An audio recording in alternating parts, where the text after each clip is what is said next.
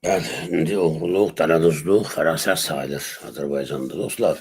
Dünəndən deməm bir məlumat yayılıb, yəqin artıq siz də eşitmisiniz. Tez-tez mənə də yazırlar. Xanlar Vəliyev vəzifədən gedir. Neyini?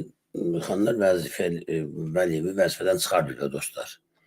Xanlar Vəliyevi İlham Əliyev qoruya-qoruya arvadı ilə bir yerdə, yəni Mehrimanla İlham xanların qarşısında boğazlar deyə, boşdurlar deyə, onu qoruya-qoruya tər-tər qatili kimi onu cəzalandırmaq, həbs eləmək əvəzinə sürüyü gətirib şərəflə pensiya çıxadırlar.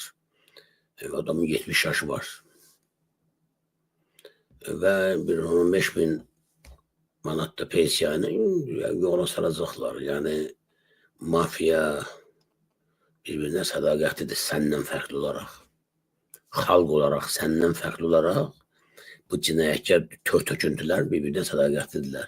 Biz bir-birimizə sədaqətli deyilik, millət olaraq söhbət Azərbaycan ailəsindən getmir, mən Azərbaycan xalqına bir töydə bunu deyirəm.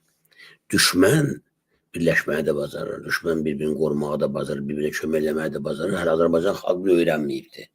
Ona görə Xanlar Vəliyev belə təmtəraqla 5-10 orduya medalla 15.000 manat da pensiya ilə göndəriləcəkdir ya Konstitusiya Məhkəməsinə hakim, ya Məhkəmə Hüquq Şurasına, ya da Vəkillər Kollegiyasına. Mən bugün Facebook səhifəmdə də yazmışdım. Bu 3 təşkilat dostlar, Konstitusiya Məhkəməsi, Məhkəmə Hüquq Şurası və Vəkillər Kollegiyası Azərbaycanın hüquq aləmi üçün unitazdır. Üzr istəyirəm hamınızdan, tualetdir. Yəni prokurorluqdan, məhkəmədən, nə bilim, oradan-buradan vurulanlar, qovulanlar hamısını tökürlər ora. Bu 3 təşkilata tökürlər. Konstitusiya Məhkəməsidir. Görün nə qədər yararsız, mənasız və əhəmiyyətsiz orqandır ki, bura ancaq vurulanları ya Məhkəmə Şurasına, ya qodulanlara göndərilir ora. Xanlar Vəliyevdə belə bir şərəfli həyatı yaşayacaqdır. Şərəfsiz həyatı yaşayan biz Azərbaycan xalqıdır. İlham Əliyev bu hərəkəti ilə də öz mövqeyini bir daha bildirdi. Kişi kimi qoruyurlar. Qoruyurlar bir-birini, halal olsun. Onlardan öyrənməli çox şey var. Çox şey var. Öyrənmək lazımdır onlardan. Nə Heydər Əliyevdən öyrəndi Azərbaycan siyasətçiləri, müxalifəti, nə də bunlardan heç birini öyrənmədi, heç nə. Amma biz öyrənəcəyik. Biz öyrənəcəyik və onlardan öyrəndiklərimizi də zamanı gələndə tətbiq edəcəyik, narahat olmayın. Onda ola biləcəklər ki, bu xalqa nə zülüm veriblər. Olan ailələr, uşaqları bunu biləcəklər. Dostlar, hərbi prokurorluq kökündən ləğv edilməlidir. Bunu mən 3-5 il bundan demişəm. Bugün də təkrar eləyirəm. Belə bir struktura ehtiyac yoxdur. Ləğv edilməlidir, verilməlidir prokurorluğa bir şöbə kimi, idarə kimi.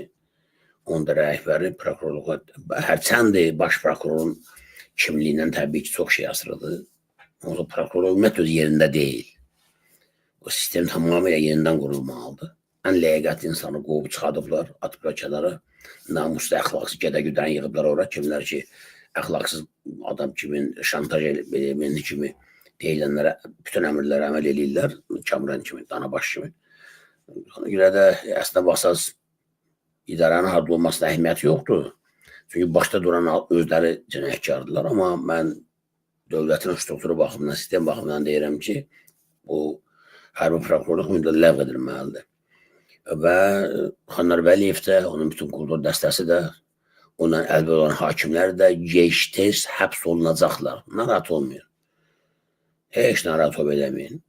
Yazı yerdə bu qədər. O yaxısından yazı bir Qazi Ağayev, nə bilim, Medazad, baxın dostlar. Xatırladınız? Ceyhun da, Ceyhun. Ceyhun İşverənski. Sağ olsun, heç olmasa onu da cəzalandıran bir adam oldu. Bilməm, hardadır, nədir? Gözdə görək, hansız ona göndərəcəklər, göndərməyəcəklər, baxacaq o vəziyyətə. Budur, axır bu susaran suda sınar, axır başı bunların hamısının taliyi belə olmalıdır.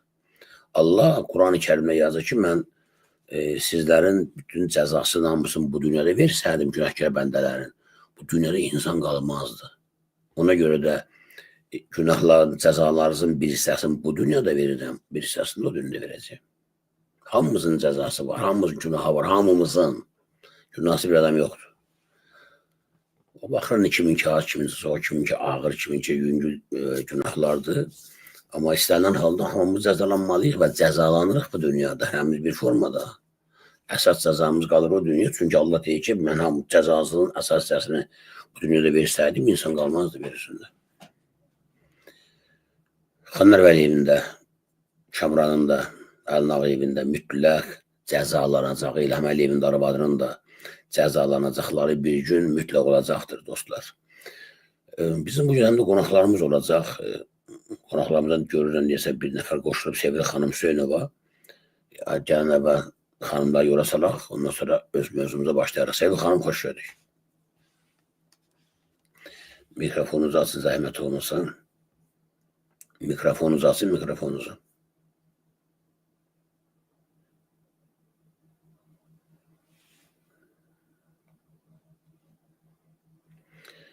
Mikrofonu açmaq əvəzinə Sevil xanım ümumiyyətlə bağladı, kamerasını da bağladı.